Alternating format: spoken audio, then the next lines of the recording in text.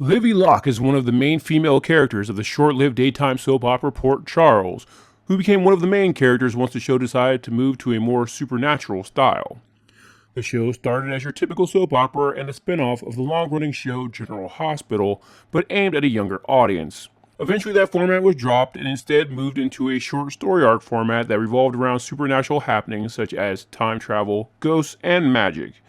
The most popular of the subjects during this era, where she became the main character and not just a background, was the vampire story arcs. Starting with the story arc called Tainted Love in 2001, the show introduces a vampire antagonist named Caleb Morley. Taking a lot of liberties from vampire teen-based literature well before that took off into television in the mid-2000s, as well as shows like Dark Shadows, Caleb was your stereotypical brooding lovelorn vampire who went evil after the love of his life was killed. Then he sees Livvie, who was the doppelganger of his long-lost love, and his obsession became removing everyone from her life, with the goal of eventually making her his vampire bride. This goes on for roughly 2 years before the 2003 story arc Surrender, where Livvie finally gives herself to Caleb fully, and she is turned into a vampire just before Caleb himself is killed in a cave collapse, leaving her in her new vampire state without him. Yes.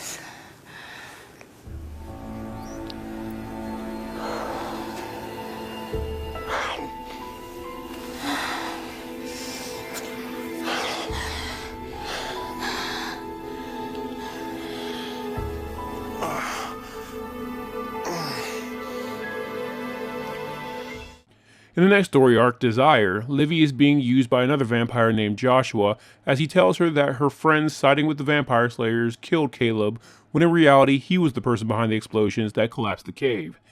This leads to a scene in which Livvie has to hold herself back from killing resident Goody Two-Shoes Allison, who goes to Livvie's father's house trying to find Livvie, knowing that she's become a vampire. I think that Livvie may have been turned. Oh my God. I'm sorry. That's why I want to find her. I want to try and help her. You mean Slayer? That's why you're trying to find her, isn't it? You want to kill her. Listen, I respect that you love your daughter very much, but Livvie is not the same person that she used to be. She's a vampire now. She's like Caleb, and you know what that evil is like. It nearly destroyed our town more than once. What about your friend Ian? Isn't he a vampire? I don't see anyone gunning for him. Ian's not like her. He wasn't taken in by Caleb. Livvie chose to love him on her own. I think you should go now. What? Why? I told you I don't know where my daughter is. I don't know anything about her, and if I did, I wouldn't tell you. Okay, if you hear from her, will you please? No, you'll be the first one I call.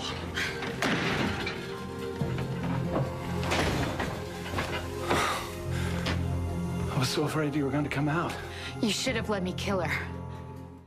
Eventually, Livvie loses all hope and asks the vampire slayer to take her out, but the slayer, Rafe, also being an angel, cannot lie to her and lets her know that Joshua, not the slayers, tried to kill Caleb, but doesn't tell her that Caleb survived. Eventually, they go to confront Joshua, who ends up capturing Livvie as well as Rafe and Allison, and pairing the opposite couples in cells with the hope that Livvie would either kill or sleep with Rafe due to being starved, as either would take care of her bloodlust. That's right, on this show, if a vampire sleeps with a slayer, they will not crave blood, and this show came on in the middle of the day. Eventually they all escape but Livvie, thanks to Rafe being magic but also not trusting Caleb, and Joshua, whose ultimate plan is to make all the women of Port Charles his vampire harem, offers Livvie some blood. After she drinks it, he tells her the blood was tainted and now anyone she bites will die. He then takes her magic ring that belonged to Caleb, which prevents her from attacking him. You're lying. I don't believe you. You don't have to believe me. You can try it out for yourself. I'll kill you for this. I'll kill you. Oh my. It works like a charm. The ring. Caleb's ring. You have no idea the power of this ring, and now it's mine. Now I have everything. Livvie and Caleb do get reunited, and the first thing that Caleb obviously wants from her is for her to turn him back into a vampire. She has to hold her bloodlust back as she's yet to actually feed, and then tells him that Joshua poisoned her. Caleb doesn't believe it, and they confirm it when she bites some rando and he immediately drops dead.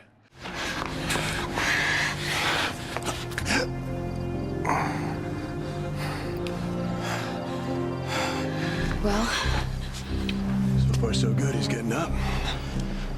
You'll pay for this.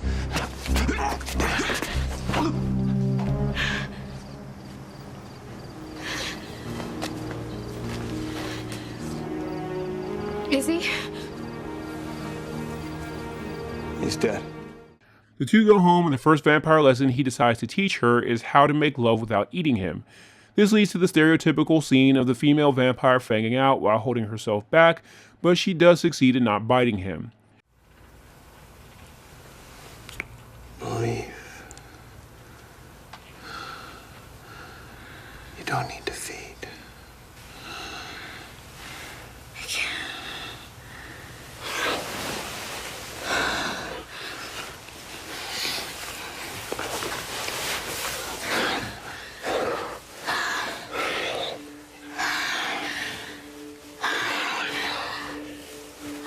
Come on.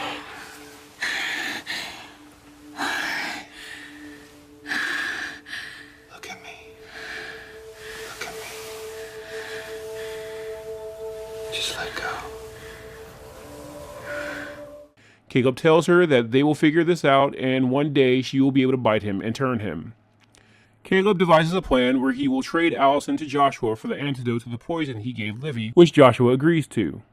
Livvie then goes and grabs Allison, and instead, knowing Joshua wasn't trustworthy, Caleb lets Rafe know what's going on, and they devise a plan where they hide Allison, and Livvie tells Joshua that she bit her, making him think that his plan ultimately backfired, leading to Allison's death, which leads to a fang-off between Joshua and Livvie. No, what would have been stupid would be for me to believe that you would live up to your end of the deal. I don't trust you. And Allison's death is the sweetest revenge.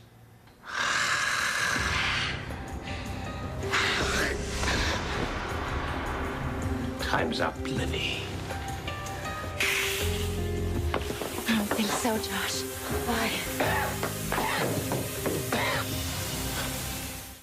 The end goal is to use his guilt to drive Joshua insane, allowing Rafe to get the antidote. Unfortunately, Joshua goes around the city and tells everyone that Olivia murdered Allison, which turns everyone against her. This leads to anyone she sees confronting her, including a confrontation with Allison's ex Jamal, where she has to be rescued by her father. I'm warning you, Jamal. I'm getting angry. I don't want to hurt you. I am not gonna let you get away with this. You snuffed out Allison's life like it was nothing. You think you can walk around and just go about your business? Please, I'm not gonna let that happen. I'm not gonna let you do it. I'm not gonna let you do it to anybody else, and I'm gonna stop you if it's the last thing I do on this planet, Livvie.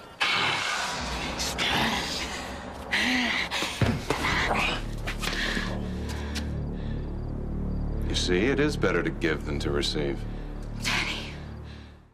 Just when Livvie thinks she's safe with her father, he loses it as he's under Joshua's spell. She then has to defend herself from him. He then comes to long enough to tell her to run away from him. I love you with all my heart, so just know that what I do for your own good. No. Now look what you've done. You can't bite a relative. See? Now all you've done is make me hurt and sad and angry.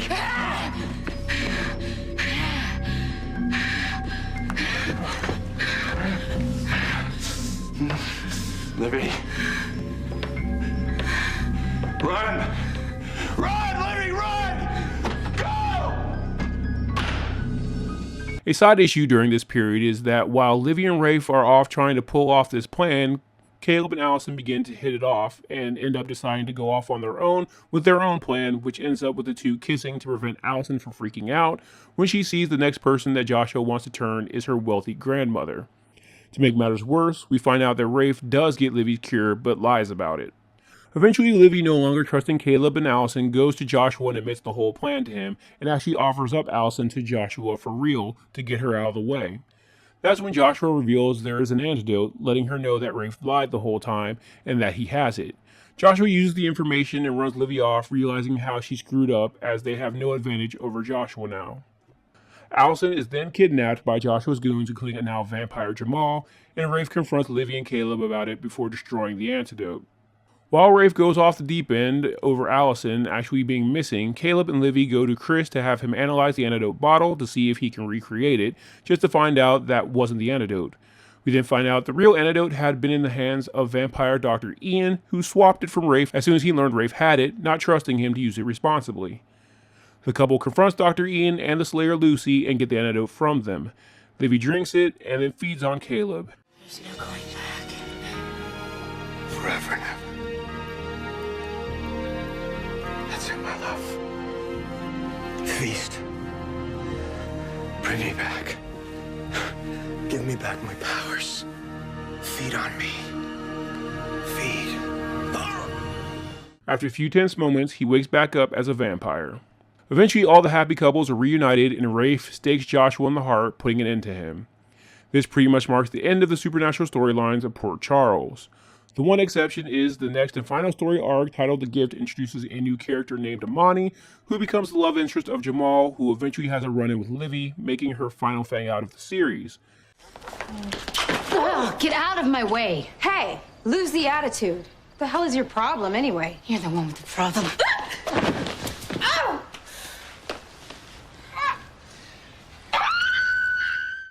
When Amani doesn't turn, it leads to the eventual revelation in what would end up being the show's final episode, that she is in fact a werewolf.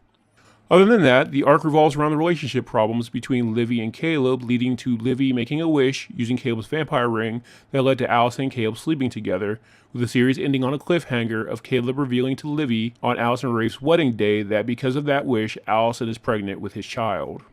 So what happens to Livvie Locke? Well, 10 years later, the soap opera General Hospital decided to finally acknowledge the existence of a program that took place literally in the same city, let alone the same universe, where they just kind of ignored the show's continuity up to that point. Eventually, characters from Port Charles would arrive on the show and freak out with everyone thinking they're crazy for remembering the things that happened on the show. So the answer to that question? Who knows? The General Hospital storyline gives two choices in the matter. Either Livvie never actually existed, as Kevin, when presented with a story from Lucy, says he doesn't have a daughter named Livvie, let alone recognize Samantha Morgan, who looks exactly like her, as his daughter. This, combined with Caleb's doppelganger, John McBain, reading about a case of mass hysteria in Port Charles 10 years before, kind of sums it up as just everyone was nuts. Option 2 is Samantha Morgan is indeed Livvie, and everyone who stayed in Port Charles got their mind wiped. Eventually, Caleb, aka Stephen Clay, does show up in town and kills Allison before going after Samantha, believing her to be Livvie, and trying to turn her into a vampire and get her to remember their past. But he is stopped by John McBain. It's then revealed his fangs were fake after his death, but Lucy goes to the medical examiners anyway to ensure that he's dead, with the story ending with Caleb switching places with the medical examiner, revealing he is still probably very much alive, or in this case, undead. Good news is, that means that at some point, this might be a storyline they might go back to. Thanks for watching. If you like these recaps, please leave a like and subscribe and hit the bell icon to know every time I update. There is now an option to be a channel member where you'll get access to exclusive recaps from late night vampire catalogs like Showtime, Cinemax After Dark, USA Up All Night, and much more. If you want to help my channel grow, please check out my Patreon, where members can get exclusive content that can't be uploaded on YouTube, along with download options. Link is in the description.